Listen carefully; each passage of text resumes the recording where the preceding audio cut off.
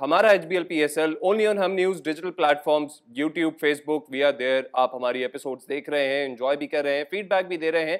Thank you for that, we thank you for that. लेकिन हम बढ़ेंगे अपनी आज के कंटेंट की तरफ, आज के एपिसोड की तरफ। तो हम डिस्कस कर रहे हैं मुल्तान सुल्तान वर्सेस कराची का मैच, जो 19वां मैच था PSL का, और 19 मैचेस कंप्लीट हो चुके हैं। 34 में से बड़ी तेजी से PSL 2024 या PSL का सीजन 9 जो है वो अपने बिजनेस एंड की तरफ जाता हुआ नजर आ रहा है।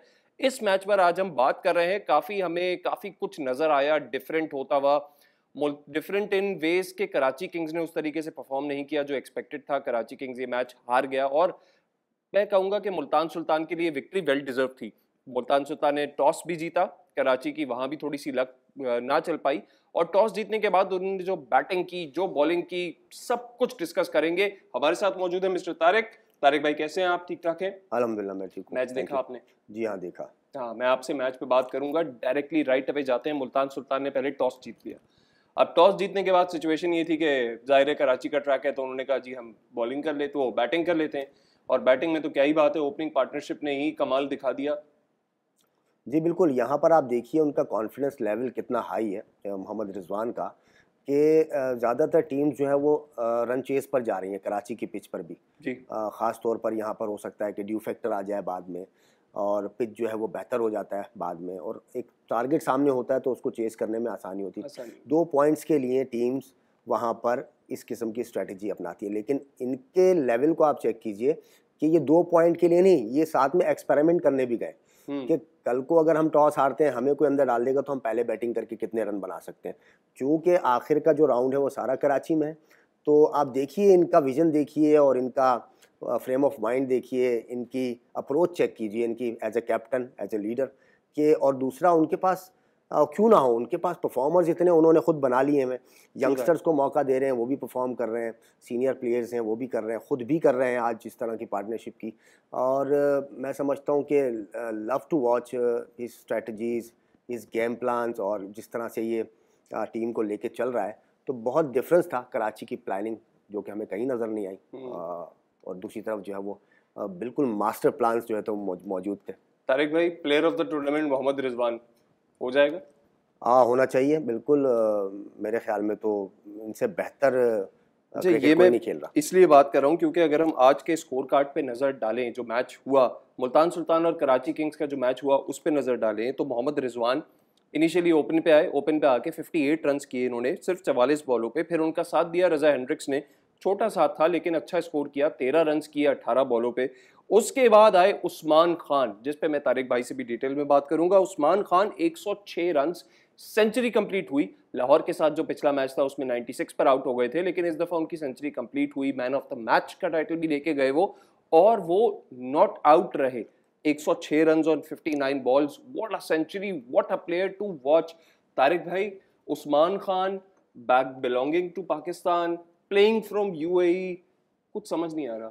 क्या है ये सब? ये कैसे हो गया, कैसे चले गए ये? आप देखिए, ये इसके पीछे जो है वो एक स्टोरी है, और वो यही है कि प्लेयर को जब प्लेटफॉर्म नहीं मिलता, या उसको उस तरह से मौके नहीं मिलते जिस तरह से वो चाह रहा होता है, तो वो फिर ज़रूर अपने लिए जो है वो दूसरे रास्तों को जो है ना वो ढूंढते हैं प्लेयर्स। जस्ट लाइक दरिया को आप रोक नहीं सकते। यहाँ पर आप ऐसा अगर कहें कि दरिया जो है उसका काम है बहना, तो अगर आप एक तरफ बंद बांधेंगे वो दूसरी तरफ से निकल जाएगा। इसी तरह उस्मान खान के लिए मैं कहूँगा कि उन्होंने अपॉर्चुनिटीज़ को देखा कि कहाँ से मुझे जो है ना वो मेरी क्रिकेट आगे बढ़ सकती है, मुझे वर्ल्ड क्रिकेट में जाना है, मुझे इंटरनेशनल क्रिकेट खेलनी चाहिए, और मैं जो हूँ ना वो आई मीन यहाँ इस तरह से रुक के नहीं रह सकता जिस तरह से यहाँ पर पाकिस्तान में अनफॉर्चुनेटली जो है ना वो इस किस्म के मामलात सामने आ जाते हैं। अब ये बिलोंग करते हैं, इनकी फैमिली बिलोंग करती है सियालकोट से, सियालकोट रीजन से। अच्छा। बेसिकली इनके जो बड़े भाई हैं नदीम जावेद, वो उनका डेब्यू इत्तेफाक से मेरे साथ ही हुआ था। अच्छा। फर्स्ट क्लास का। जी हाँ, बहुत अच्छे बॉलर हुआ करते थे, बॉलिंग ऑलराउंडर बाद में वो साबित हुआ, बैटिंग भी बहुत अच्छी करते हैं। और भाई को देखा देखी ही इन्होंने क्रिकेट खेली। भाई का बहुत ज़्यादा किरदार है इनको प्लेयर बनाने में, इनको सिखाने में, साथ चलाने में। फिर ये कराची शिफ्ट हुए हैं, तो उस्मान खान ने अपनी सारी क्रिकेट कराची में खेली। अब देखिए, बगैर डोमेस्टिक क्रिकेट खेले, यानी फर्स्ट क्लास और ग्रेड 2, आई डोंट थिंक कि ये खेले हैं। no. और उसके बगैर खेले हुए इतने मैच्योर वो कैसे हैं, क्योंकि वो कराची की क्रिकेट बचपन से खेलते चले आ रहे हैं। जो क्लब क्रिकेट है वो हमारे यहाँ आपको मालूम है कि बहुत ही स्मार्टली होती है।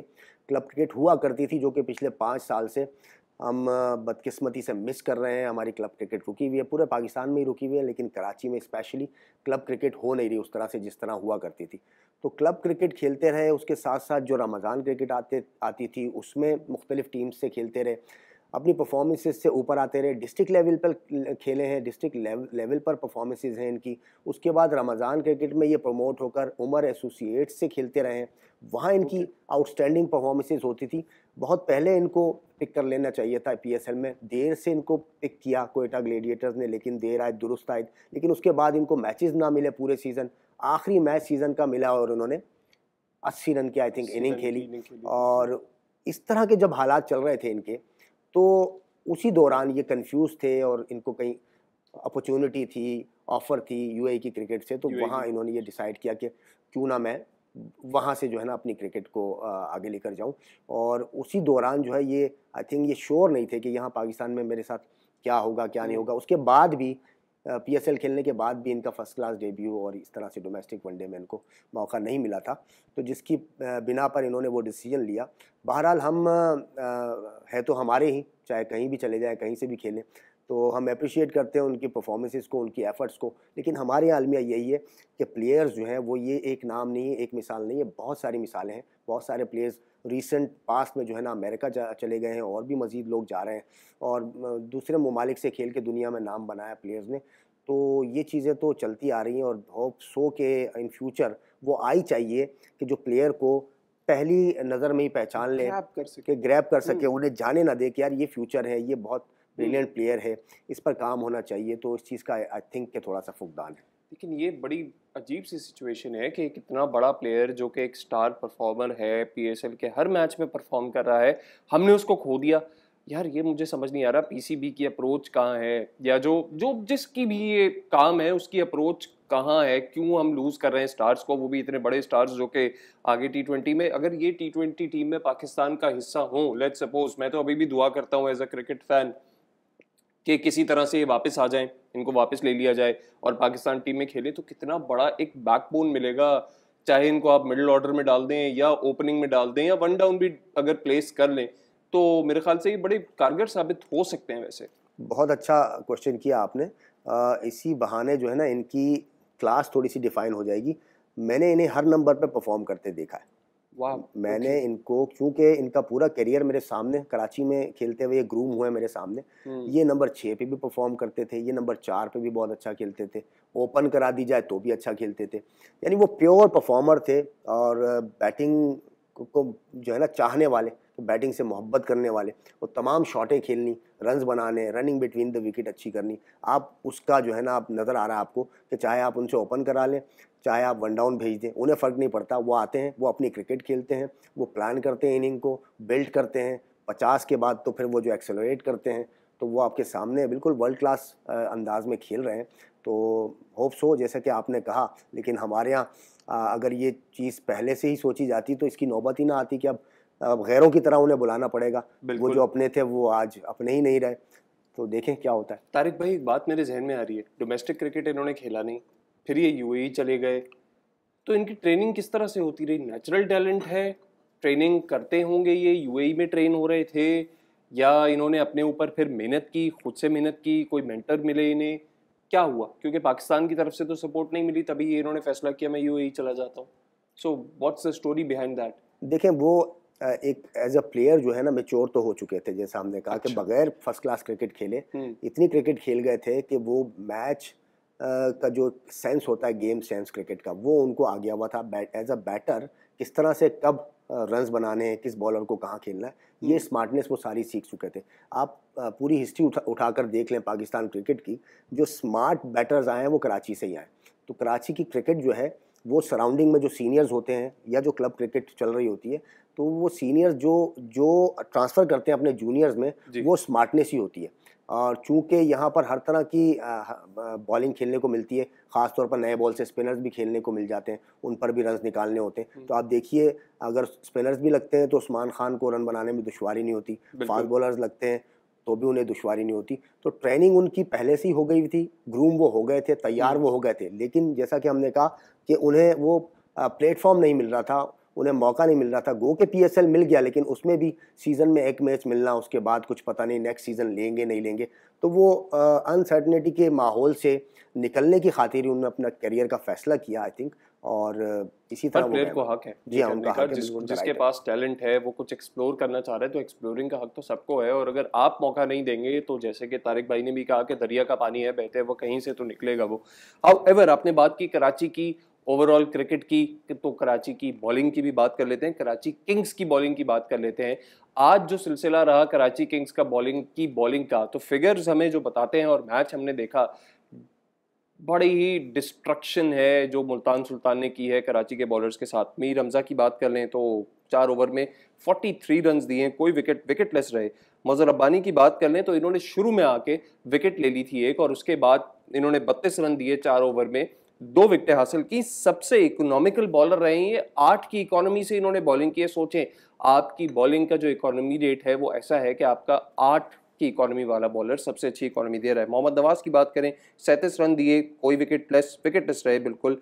इसके अलावा भी कोई हमें बॉलिंग में करता हुआ नजर नहीं आ रहा ऐसी कारकर्दगी, और इसी वजह से मौका मिला मुल्तान सुल्तान के बैटिंग ऑर्डर को एक बड़ा टोटल खड़ा करने का। शुरू में लग रहा था कि शायद ये 200 से क्रॉस कर जाएंगे, मुझे ऐसा लग रहा था मैच देखते हुए कि 220 230 का टारगेट मिलेगा कराची किंग्स को, लेकिन 189 पे रिस्ट्रिक्ट किया। कराची किंग्स, ये कराची किंग्स है या ये कोई और है? क्या हो रहा है कैंप में, क्या हो रहा है? मुझे बड़ी तशवीश हो रही है। देखिए बिल्कुल स्ट्रेटजी कोई नज़र नहीं आती, प्लानिंग कहीं नज़र नहीं आती। आप देखिए टीम सिलेक्शन देखिए, वो अप टू द मार्क नहीं है। आपके केविन पोलार्ड के ना होने की एक बहुत बड़ी एक कमी आपकी टीम में, अगर वो ना हो, पोलार्ड जैसा बैट्समैन और इनफॉर्म भी थे, उनके जाने के बावजूद कराची किंग्स ने अनवर अली को भी ड्रॉप कर दिया, जो कि मुझे सोचने पे मजबूर किया है इस डिसीजन ने कि कराची किंग्स की प्रायोरिटी जो है वो जीतना नहीं है। आई थिंक वो जीतना तो उनकी प्रायोरिटी तो छोड़ें, प्लानिंग में कहीं शामिल ही नहीं है, और इनके एजेंडाज क्या हैं आई डोंट नो। और दूसरी तरफ अगर ये यंगस्टर्स को प्लेटफॉर्म फराहम करने की कोई इनकी स्ट्रेटजी हो, वो भी नज़र नहीं आती।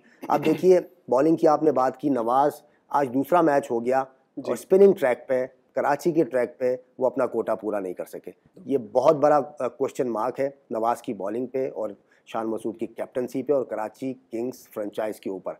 और सेकंड टाइम हो गया, आपके पास रिप्लेसमेंट भी मौजूद है और यंगस्टर है अंडर 19 के अरफात मिनहास, बहुत ज़बरदस्त लेफ्ट आर्म स्पिनर्स वो, और उनको मौका देना चाहिए, प्लेटफॉर्म फराहम करना चाहिए। अगर ये ऐसा भी करें तो भी हम कहें कि चलें कहीं तो इनकी जो है ना वो कोई स्ट्रैटेजी, कोई प्लानिंग नज़र आ रही है। ये भी नहीं है। फिर रन चेस पर गए, आप देखिए रन चेस पर इनके पास कौन था ऐसा प्लेयर के जो 12-13 का एवरेज फिर जाकर जो है ना वो अपनी पावर हिटिंग से जिता दे। तो वहाँ इन्होंने अनवर अली को भी बाहर बिठा दिया। बॉलिंग में बिल्कुल आपने ठीक कहा। आप अगर उस्मान खान के शुरू के 40-45 रन को देखेंगे या 50 रन को, तो उस्मान खान से इन्होंने 96% रन जो है वो एक ही एरिया में खा लिए, पॉइंट पे, बिहाइंड पॉइंट और फ्रंट ऑफ पॉइंट, इस एरिया में तकरीबन 7 से 8 चौके खाएं एक ही जगह। तो बॉलिंग में कोई प्लानिंग नज़र नहीं आ रही थी कि बॉलिंग किस बैटर को कहाँ करनी है। और उससे क्या हुआ कि उस्मान खान जैसा कि फॉर्म में थे पहले से भी, उनको इजी स्कोरिंग बॉलें मिली, उन्होंने वहाँ पर चौके लगाया और उनका दिल खुल गया, उनकी फॉर्म वैसी अच्छी थी। फिर उन्होंने जहाँ चाहा वहाँ पर हिट मारा, अच्छी बॉलों को भी मारा, बुरी बॉलिंग तो ये कर ही रहे थे। बिल्कुल मुजहर रब्बानी जो कि बेस्ट बॉलर रहे 8 रन का एवरेज देकर, तो बाकी आप देख लिए कि किसने क्या बॉलिंग की होगी। मीर हमजा एक्सपेंसिव हैं और हसन अली जो है वो भी एक्सपेंसिव हैं। तो आई थिंक इनको मैं तो इस कदर इनसे मायूस हो गया हूँ प्लानिंग और टीम सिलेक्शन के हवाले से, और ख़ास तौर पे कराची, क्योंकि नाम जुड़ा हुआ है। मैं ख़ुद कराची से बिलोंग करता हूँ, तो बहुत अफसोस के साथ मैं एक बात कहने जा रहा हूँ कि मेरी तो ये डिमांड है कि इनसे कराची का नाम ही ले लिया जाए, क्योंकि ये इस काबिल नहीं है कि कराची का नाम इनको दिया जाए। कराची की एक हिस्ट्री है, कराची ने बहुत ज़्यादा जो है ना फतूहात हासिल किए हैं। Just like Lahore and Karachi, ये 2 ऐसी सिटीज़ हैं पाकिस्तान की कि जिनके पास सबसे ज़्यादा टाइटल्स हैं, जिन्होंने सबसे ज़्यादा वर्ल्ड क्लास प्लेयर्स जो है प्रोड्यूस किए हैं, सबसे ज़्यादा पाकिस्तान टीम को इन्होंने जो है वो प्लेयर्स दिए हैं। एक जनरली बात करते हैं कि किसी किस्म का कोई पॉजिटिव नज़र नहीं आ रहा उनकी टीम सिलेक्शन हो, चाहे वो प्लेइंग 11 हो, चाहे वो यंगस्टर्स को मौका फराहम करना हो। जिस तरह के हम मुल्तान सुल्तान को देख रहे हैं, किस तरह से वो ग्रूम कर रहे हैं प्लेयर्स को और प्लेटफॉर्म दे रहे हैं, कोटा ग्लेडिएटर्स दे रही है। तो मेरी तो ये डिमांड होगी, जो लोग हैं जो करता धरता है, और मैं समझता हूँ कि और लोग भी शायद आवाज़ उठाएंगे। तो आपने अब तक इस PSL में आपकी अचीवमेंट क्या है? आई थिंक 0, कुछ भी नहीं। Well, this is a big statement and this is coming right on time, क्योंकि कराची किंग्स हमें वो करती हुई नज़र नहीं आ रही है जो कि उसको करना चाहिए। हाँ, वो करती हुई नज़र ज़रूर आ रही है जो कि लाहौर कलंदर्स की स्ट्रैटेजी होती है। No experimentation, no strategy, no on field placement, कोई बैट्समैन की स्टडी नहीं, कोई बॉलर की स्टडी नहीं, किसको किस तरीके से खेलना है, सब बेकार है। बैटिंग पे नज़र डालें अगर कराची किंग्स की इसी बात को कंटिन्यू करते हुए, तो शान मसूद जो कि कैप्टन है वो आए, उन्होंने 36 रन बनाए 29 बॉलों पे और शुरू से कंफ्यूजन का शिकार नजर आए। There was no body language और positive intent in on their side, on his side specially. Karachi Kings के कैप्टन है आप कम से कम अगर ओपनिंग पे आ भी रहे हो तो अपने आप को पॉजिटिव तो रखो, वो एनर्जी शो करो। इसके बाद उनका टिम साइफर्ट साथ दे रहे थे, आज उनका दिन नहीं था टिम साइफर्ट का। 1 रन बनाया 4 बॉलों पे और वो भी आउट हुए। जेम्स विंस भी उस तरह से कारकर्दगी नहीं कर पाए ऑब्वियसली, जब आपकी एक ऊपर से डाउन द ऑर्डर चली आ रही हो चीज़। अच्छा, अगर मैं कंपैरिजन करूं एज अ लेमैन, मुझे क्वेटा की टीम में, पेशावर की टीम में, even for that matter Lahore Qalandars के अंदर, और अगर हम इस्लामाबाद यूनाइटेड की टीम को देख लें, हर मैच और मुल्तान सुल्तान्स भी, हर टीम के अंदर कोई ना कोई प्लेयर्स नजर आते हैं जो कि फायर रखते हैं एक अंदर। वो फायर का मतलब ये कि पोटेंशियल रखते हैं और चाहते हैं कि यार नहीं यार कोई बात नहीं, अगर हम चेस करें बड़ा इसको, लेट्स डू इट। अगर हम उसको बॉलिंग करा रहे हैं तो बॉलिंग में भी फील्ड प्लेसमेंट हो रही है। अब तो पेशावर ज़ल्मी भी करने लगी, बाबर आजम को भी समझ आ गए कि अच्छा यार फील्ड चेंज करना है, बॉलर चेंज करना है, वो भी करने लगे हैं ये। But Karachi nowhere down the road sir, बिल्कुल भी नहीं। सबसे बड़ी परफॉर्मेंस जो बैटिंग की नजर आई वो सिर्फ और सिर्फ शान मसूद की थी, और वो भी उसके बाद आप देख लें तो शोएब मलिक की थी। ये दोनों थे, पोलार्ड तो खैर है नहीं, अवेलेबल नहीं थे और उसके बाद भी नहीं हो पाई। अगर उसको मवाजना करें हम बाकी टीमों से, तो आप क्या देख रहे हैं कि कराची इस दफ़ा, क्या कराची किंग्स कोई ऐसा प्लेयर दे पाएगी जिसको पाकिस्तान टीम नेशनल T20 में ले जाए? देखिए कहीं नज़र नहीं आ रहा। आप देखिए वैसे ही इनकी बैटिंग जो है वो सिर्फ पोलार्ड और शुएब मलिक थोड़े बहुत रन्स बना रहे थे, या विंस ने थोड़े बहुत किए, वो भी कोई ऐसी फॉर्म नज़र नहीं आई। शान मसूद खुद आउट ऑफ फॉर्म है और उस तरह से वो रन नहीं बना रहे। वो क्या आज रन इन्होंने किए हैं, लेकिन उस तरह से नहीं किए जैसा कि ये खेलते आए हैं माजी में और खेल सकते हैं। इनके कतई नज़र इनके स्टाइल और इनके रन बनाने की जो कैपेसिटी है, कैपेबिलिटी है, उससे हम इनकार नहीं करते, लेकिन करंटली जो है वो उनकी फॉर्म और बहुत अच्छी नहीं है। और उसके बावजूद जिस प्लेयर ने पिछले मैच में रन किए थे बॉटम पे आकर, इवन उनको जो है ना हसन अली के बाद भेजा गया था, फिर भी उन्होंने 14 बॉलों पे 25 रन किए थे। बिल्कुल यही हम जिक्र कर रहे हैं कि इनके पास था ही क्या इन फॉर्म, कुछ भी नहीं था। पोलार्ड के ना होते हुए तो अनवर अली का बाहर बैठना तो बनता ही नहीं था। तो इनके एक्सपेरिमेंट जो है ना वो समझ से बालातर हैं। ये विनिंग की तरफ जा नहीं रहे, इनकी कुछ और ही एजेंडाज हैं। आई डोंट नो, वो बाद में शायद कहीं ना कहीं ये बताएं, या फिर जो स्पोर्ट्स जर्नलिस्ट हैं वो जो इनमें रहते हैं उनको शायद कोई क्लू मिले, कोई राज की बातें मिले तो वो यहाँ करेंगे। लेकिन हम जो जानते हैं, जो समझते हैं, वो बयान कर देते हैं। इससे कतई नज़र कि हम पर्सनली किसी से भी कोई वैर नहीं है, ना कोई हमारी बहुत ज़्यादा दोस्ती की बात है। जो ग्राउंड रियलिटी हमें दिखती है उस पर हम बात कर रहे हैं। उसमें हमें कराची किंग्स जो है वो बिल्कुल भी कहीं भी नज़र नहीं आ रही कि वो जीत की तरफ गई हो आज के मैच में। ट्रू दैट कराची किंग्स की टीम इन फॉर्म नजर नहीं आ रही है। हाउएवर, हैविंग सेड दैट, मौका है कराची किंग्स के पास भी और आपके पास भी मौका है। आप इन्फॉर्म रह सकते हैं बाटा के स्नीकर्स से। बाटा का स्नीकर फेस्ट रेडी है, नॉर्थ स्टार पावर की रेंज जारी है, सैकड़ों वैरायटीज अवेलेबल हैं बाटा के स्टोर्स के ऊपर। तो अभी जाइए और विजिट ज़रूर कीजिएगा। बढ़े अगर मुल्तान सुल्तान की बॉलिंग की तरफ, तो मुल्तान सुल्तान की बॉलिंग में जो सबसे fiery bowler, my favourite pick and I am sure Tariq भाई का भी फेवरेट पिक होगा, मोहम्मद अली, आज नहीं चल पाए। आज कुछ आउट ऑफ फॉर्म लगे। पिच का मसला, कराची के वेदर का मसला, क्या एडजस्ट नहीं हो पा रहे, क्या सिलसिला हुआ? देखिए यहाँ वो जिप नहीं मिल रहा फास्ट बॉलर्स को। हमने देखा सारे मैचेस में कि जो लाहौर में थोड़ा बहुत या इस्लामाबाद में आपको नज़र आएगा, मुल्तान में, इवन मुल्तान में अच्छा खासा जिप बेहतर होता है कि किसी कदर पाकिस्तान की तमाम पिचेस से। तो यहाँ पर, लेकिन यहाँ पर अपनी वेरिएशन से, अपनी पेस की वेरी करना, अपनी लेंथ को वेरी करना, आगे पीछे करने से यहाँ पर बॉलर्स जो है ना वो कामयाब रहते हैं बहुत ज़्यादा। आज अनलकी रहे मैं कहूँगा, उनको विकेट्स नहीं मिली और बहुत ज़्यादा एक्सपेंसिव भी नहीं रहे बिल्कुल। उन्होंने बॉलिंग एक्सपेंसिव साइड, थोड़े से एक्सपेंसिव है, लेकिन जिस तरह की उन्होंने परफॉर्मेंसेस की हुई हैं और इतने भी रन नहीं दिए उन्होंने कि मोर देन 50 जो है ना वो रन दे दियो, ठीक है, एक्सेप्शन है, क्योंकि यहाँ पर फास्ट बॉलर्स को उस तरह से नज़र नहीं आता आपको कि वो कोई एक्स्ट्रा हेल्प मिल रही है ऑफ द विकेट, लेकिन उनकी बॉलिंग में जो वेरिएशन है वो हमें नज़र आ रही है। वो दो तरह की स्लो बॉल कर रहे हैं, एक वो लेग कटर भी कर रहे हैं और वो ऑफ कटर भी कर रहे हैं। वो दो तरह की चेंज ऑफ पेस कर सकता हो जो बॉलर, जो यॉर्कर अच्छी मार सकता हो, जो बाउंसर कर सकता हो। आई थिंक पोटेंशियल सारा मौजूद है और एक आध मैच से तो हम परख भी नहीं रहे, हम तो हर तरह की कंडीशंस में देख रहे हैं। तो अभी तक तो वो हमारे फेवरेट में है, जो न्यू कमर्स हैं पाकिस्तान टीम के लिए जो कैंडिडेट है उसमें, और आगे चल के देखेंगे कि अभी पिंडी में मैचेस होंगे तो वो ज़रूर विकेट्स लेंगे और वो काफ़ी स्मार्ट है आई थिंक बॉलिंग करने में। True true. अच्छा तारिक भाई, पाकिस्तान की हमेशा से एक शान रही है या एक टेम्पो रहा है इस तरीके का कि फास्ट बॉलर्स की टीम होती है और फास्ट बॉलर्स ज़्यादा लीड करते हैं। इस दफ़ा हमें PSL में भी जो ट्रैक्स मिल रहे हैं या पिचेस मिल रही हैं, आप बेहतर बता सकते हैं, उसमें वो स्पिन फेवर ज़्यादा है कि स्पिन को ज़्यादा फेवर हो रहा है। ये कोई सोच समझ के हो रहा है या ये बस हो रहा है, चल रहा है, ठीक है, व्हाट्स हैपनिंग? नहीं देखिए, ये जिस तरह के ट्रैक हैं ख़ासतौर पे कराची में तो हमेशा से स्पिनर फ्रेंडली रहती है पिच। लेकिन ऐसा नहीं है कि वो बहुत ही ज़्यादा सपोर्ट कर रही है स्पिनर को, थोड़ा बहुत सपोर्ट करती हैं और उसमें जो स्पिनर अच्छा स्पिनर होता है तो वो उसको यूटिलाइज़ करता है। और वो आप देखिए, हालांकि अगर सारे स्पिनर्स को कर रही होती तो नवाज़ इतने एक्सपेंसिव नहीं साबित होते। Still you have to prove yourself. इस तरह का सरफेस है कि आपको प्रूव करना पड़ता है कि हाँ आई एम अ बॉलर। और लेकिन यंगस्टर जो है उससे बहुत फ़ायदा उठा रहे हैं, जिनके पास वेरिएशन है या क्लास है, कुछ है अगर पोटेंशियल, तो वो नज़र आ जाता है। इतना सपोर्टिव ज़रूर है।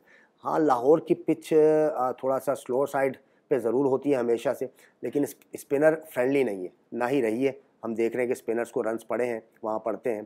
तो बाकी कोई ऐसा ज़्यादा नहीं है एज सच। लेकिन हाँ, हमारे जो फास्ट बॉलर्स हैं जो कि ओवर द ईयर्स खेल रहे थे, परफॉर्मर्स थे PSL के, पास्ट की अगर 2-3 PSL देख लें, वो बॉलर्स की वो परफॉर्मेंस रही नहीं जो कि हुआ करती थी। इसीलिए आपको नए बॉलर्स में आप नज़र आ रहे हैं, मोहम्मद अली परफॉर्म करते हुए फास्ट बॉलर, दूसरी जानिब अब्बास कर रहे होंगे, वो भी न्यू है। मुल्तान सुल्तान, देखिए मुल्तान सुल्तान की मैं नाम ले देता हूँ, शाहीन अफरीदी नहीं नजर आ रहे, हारिस रऊफ नहीं नजर आ रहे, जमान की परफॉर्मेंस नहीं है, और धानी जो है, धानी नजर नहीं आ रहे, बेस्ट बॉलर रह चुके हैं। तो उन्होंने जो है ना वो अपने गेम को इन्हांस नहीं किया, अपने आप को वक्त के साथ अपनी वैरायटी को जो है ना वो अपग्रेड नहीं किया, मैं ये समझता हूँ। जबकि वही पिचेज़ हैं, वही ग्राउंड्स हैं, वही PSL है, वही बॉल है। और देखें, अब जब मोहम्मद अली और उसामा मीर कर सकते हैं तो वो तो इतने एक्सपीरियंस के साथ खेलते चले आ रहे हैं। बिल्कुल। तो पिचेस में कुछ नहीं हुआ है, लेकिन हाँ उनका स्टैंडर्ड थोड़ा सा लो ज़रूर हुआ है और ये तशवीशनाक बात है। अच्छा, मुझे अब देखें बिजनेस एंड की तरफ आ गए हम PSL के, अब यहाँ से कहानी जाएगी बड़ी तेज़ी से प्लेऑफ्स की तरफ और फिर सेमीफाइनल और फिर फाइनल की तरफ जाएगी इंशाल्लाह। And we hope that the best team wins, best team lifts the trophy. वैसे तो बड़े एविडेंटली और क्लियर अभी नज़र आ रहा है, आगे जाते हुए क्या सिचुएशन होती है लेट्स सी। लेकिन तारिक भाई, जो हमने पहले भी बात करी थी, आपको 6 टीमों के साथ आप खेल रहे हो, 4 बड़े टॉप करके आ चुकी हैं नज़र किसी भी वजह से।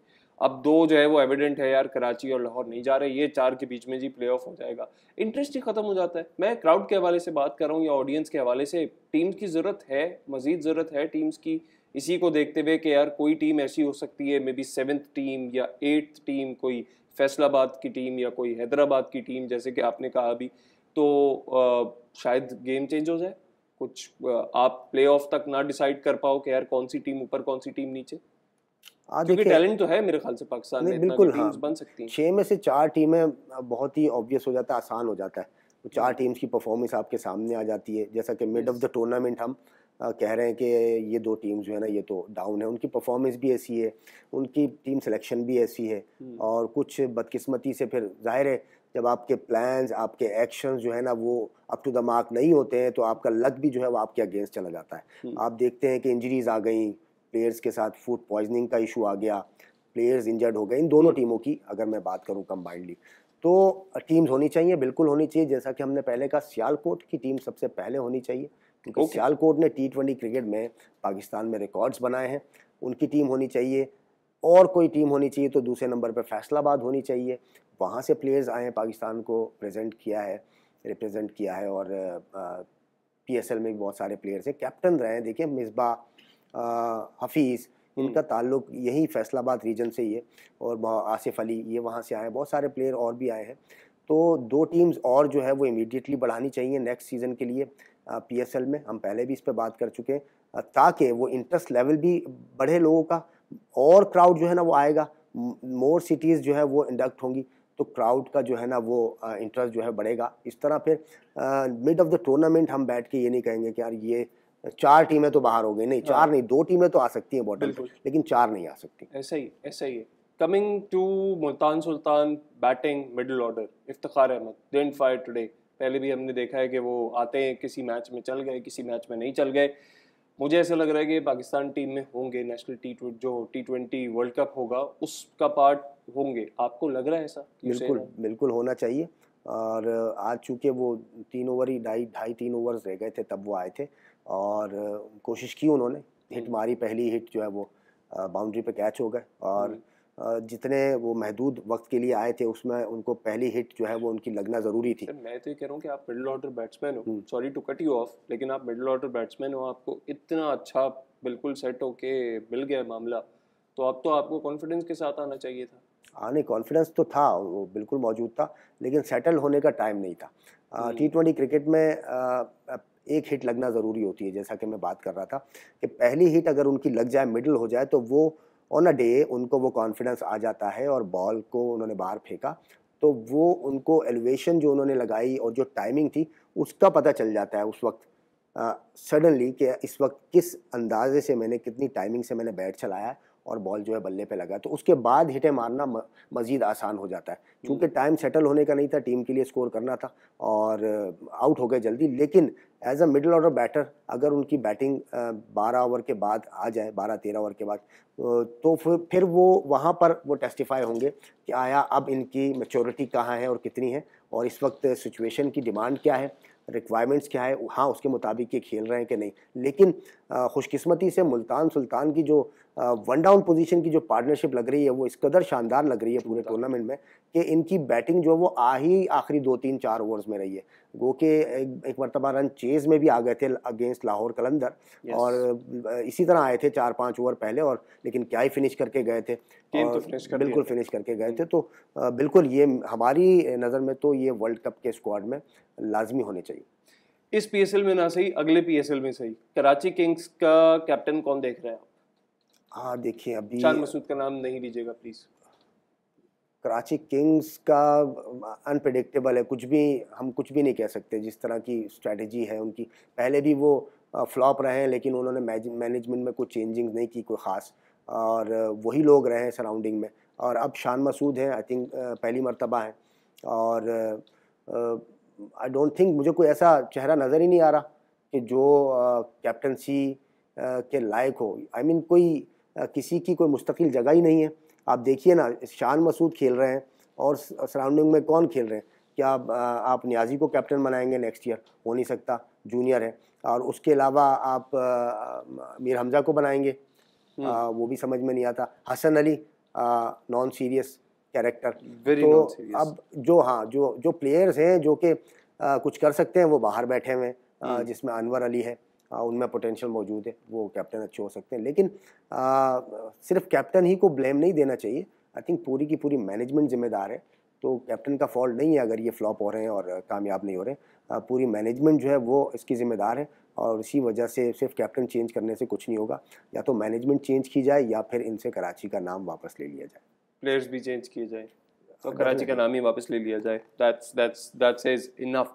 अच्छा तारिक भाई, अब जो अगला मैच है बड़ा इंटरेस्टिंग मैच है, फायरी मैच मुझे लग रहा है ये। It's Babar Azam versus Shadab Khan, and it's Islamabad United versus Peshawar Zalmi. क्या कहिएगा इस मैच के बारे में, क्या लग रहा है? मुझे 400 रन बनते हुए तो बड़े आराम से नजर आ रहे हैं इस मैच में। देखिए पहले तो उम्मीद करते हैं कि मैच हो और पूरा मैच हो भरपूर। इट्स इन पिंडी। पिंडी में है और क्राउड जो है वो आपको भरपूर देखने को मिलेगा क्योंकि इस्लामाबाद का मैच है और उनके पीछे होगा क्राउड। और इस्लामाबाद जो है वो one of the best side है इस वक्त। जलमीज जो है वो ग्रूम होती हुई साइड है ड्यूरिंग द टूर्नामेंट, तो वो भी इस वक्त बहुत स्ट्रॉन्ग पोजीशन पे है। मुकाबला बहुत सख्त होगा और इस्लामाबाद को बहुत ज़रूरत है इस जीत की। गो कि अगर आज कराची जीत जाता तो फिर इस्लामाबाद पे बहुत ज़्यादा प्रेशर आ जाना था, लेकिन ये गुड लक रही, इस्लामाबाद के हक में चली गई। गो के वो तो वैसे ही टॉप पर है मुल्तान सुल्तान, लेकिन इस्लामाबाद का इसका मतलब ये नहीं है कि इस्लामाबाद भी नेक्स्ट मैच हार जाए। इस्लामाबाद बहुत ज़्यादा प्लानिंग और बहुत ज़्यादा एग्रेसिव आएगा, जिस तरह के उनका स्टाइल है एग्रेसिव क्रिकेट खेलने का, और ज़ल्मीज़ के अगेंस्ट प्लानिंग के साथ आएगा। तो मैं समझता हूँ बहुत ही टफ मैच होने जा रहा है। देखिए कि क्या होता है। अभी से कुछ कहना जो है वो कबल अस वक्त है। Your favourite team of between both, इसमें क्वेटा नहीं है mind you. Islamabad alright, Islamabad को सपोर्ट करेंगे, यानी 8वें नंबर तक की बैटिंग को सपोर्ट करेंगे तारिक भाई। और आप किसको सपोर्ट करेंगे? हमारे सोशल मीडिया पे जहाँ जहाँ आपको ये एपिसोड अपलोड हुई भी मिले, आप कमेंट कर सकते हैं आपकी फेवरेट टीम कौन सी है, PSL 9 की या उससे पहले, या आप बता सकते हैं कि आप नेशनल T20 में फॉर एग्जांपल पाकिस्तान टीम में किसको एज कैप्टन देख रहे हैं। आप क्या चाहते हैं किस टॉपिक पे हमारे शो में बात हो, हम किसको कैरी फॉरवर्ड करके चलें, या कोई ऐसी राय जो आप हमें देना चाहें कि प्रोग्राम का हम हिस्सा बना सकें। You can always comment on our episodes and we will make sure that it becomes part of that till the match happens again, which is Islamabad United versus Peshawar Zalmi, and I'm rooting for Peshawar Zalmi for obvious reasons. Tariq Bhai is rooting for Islamabad United for as obvious reasons, obviously, technically तौर पे. So let's see who wins the game. May the best team win. Till then, from this show, I will say tata, bye bye, sayonara, Allah Hafiz.